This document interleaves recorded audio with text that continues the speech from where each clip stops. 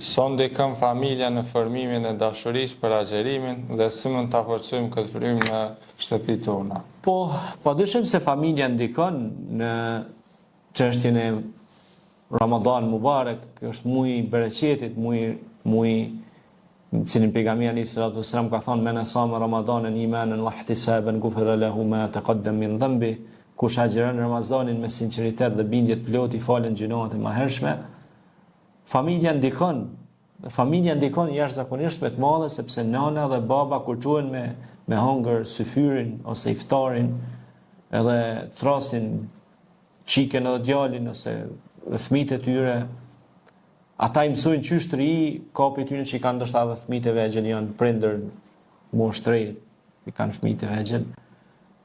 Do të më mësue, edhe nëse fëmia nuk agjerojnë, sepse fëmia nuk është i obliguar të agjerojë, se është mosh e fëmijë është ai, nuk mund ta përballoj, se është hala në fazën e rritjes. A kupton? Mirë, po mjafton ta zgjosh edhe ai të shikojë ty se si ti e përjeton shpirtërisht syfyrin edhe iftarin, edhe ai mësohet me një disiplinë, mësohet edhe me një kulturë, ai është kulturë shpirtërore, imanore, lidhje me Zotin. Dhe ti pra mëson fëmijën tënd që të sakrifikoj, sepse në këtë jetë nuk mund të arrish dot pa sakrifikuar. Edhe marinori që e dirigjon anijen, nëse ai nuk e dirigjon siç duhet, nuk mund t'i çojë gjithë ato makina ose kontinjer që janë të vendosur aty. Nëse çon vallonin gabim, anija shkon poshtë, gjithë ajo pasuri fundoset në det, ha? Prandaj, po pastaj nëse ata pastruesit që janë në ekuipazhin e kësaj anije, nëse ata pastrues nuk kur dihet Zoti thot Kur'an inna Allah yuhibbu tawabin wa yuhibbu al-mutatahhirin, Zoti don ata që pendohen dhe pastrohen. Ajo anije nëse nuk pastrohet, nuk ka mirëmbajtje, higjen. Vdesin njerëzit, edhe marinori vdes, ai temon sa don timonin, kur s'ka ujë, s'ka pastrim, mania vjen erat, e ron pastruesit nuk e kanë hjek barllogin, na mblën barllogi gjithandej. Edhe vjen ndonjë smundje dhe nuk mund ta çojë atë ekuipazhin deri në destinacionin e caktuar. Pra, sakrificë nga pastruesit, shikoni, sakrificë nga ai që mban timonin ose vallonin që është marinori, pastaj vijnë ata mbjembajtësit, depoistët, faktoristët, secili pra e ka punën në sektorin e vet të caktuar dhe ky ekuipazh, kjo anije e kryen misionin e saj me sukses.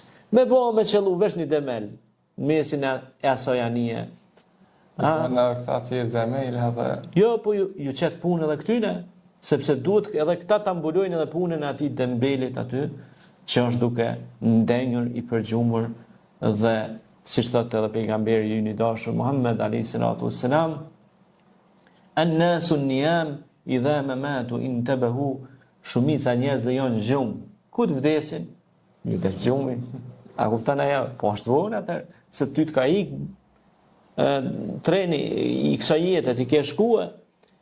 Prandaj ky Ramazan ka ardhur me na zgjutë gjithëve nga gjumi, dhe me kuptu që jeta kërkon sakrificë, kërkon angazhim, nuk arrin gjonat e lehtë, siç mendojnë disa, sepse shumë kujtojnë që lehtë është, unë tash kam një punë, jam punoj në zyra, ku e di se çka punon, çfarë sektori, qoftë publik apo privat, mendoj të ulun karrike, nuk zgjidhen këto problemet pe karrikes, duhet të vraposh pak.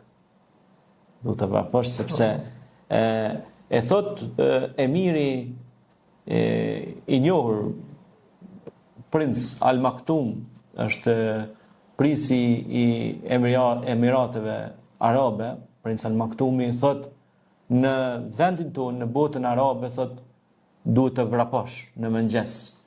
Edhe thot shumë bukur, thot në vendin tonë vrapojnë edhe luanat, vrapojnë edhe çaket, vrapojnë edhe lepujt. Të gjithë vrapojnë, sepse në fund të ditës ata që nuk vrapojnë vdesin në këtë habitat ose në këtë oazë të madh të këtij qyteti. Prandaj nëse ti nuk vrapon me mëngjes, nuk shkon jeta e përgjumur. Pejgamberi Muhammed alayhi salatu wassalam e zgjonte familjen e tij nga gjumi për syfyr dhe të gjithë ngriteshin i madh dhe i vogël për ta ndier pra bereqetin e madh të syfyrit, sepse edhe Allahu thot në Kur'an o bil ashari hum yastaghfirun, pra edhe deri në agim të mëngjesit në syfyr ata kërkojnë falje Zotit. Pra i kërkojnë falje Zotit për ndonjë gabim ose ndonjë lëshim që e bëjmë si krijesa njerëzore. Prandaj pejgamberi selam i nxiste vazhdimisht shokët e tij, familjarët e tij që të punonin tokën, të punonin me zdrukthari, ata e morën edhe me blegturi, bashkëshortja e tij është morë edhe me industrinë e tekstilit, me tregti e kështu me radhë, pra ata angazhoheshin ditën dhe natën si Ebu Bekri, Omeri, Aliu radiallahu anhu, e gjithë këta shokë të pejgamberit të dashur punonin dhe s'daleshin, por ndanin kohë edhe për ibadet, për adhurim, për falënderim ndaj Zotit, se ka njëri punon, po kur nuk ndalet me thonë o Zot, faleminderit për shëndetin, faleminderit për të mira që mi ke dhënë 5 minuta për nuk kushton kur gjë. 5 vaktet namaz janë 25 minuta, ka 5 minuta forzi, është 5 herë 5, 25. 25 minuta, hajde i gjysë ore, brenda 24 orëve që i bjen 23 ore gjysë i ki full, me bo çka dush. Me nda një pjesë për gjumë, një pjesë për punë, një pjesë për arkteme, ku di unë çka, për ndonjë lojë, për futboll, kur luan në sport si merresh, e kështu me radhë. Kjo është.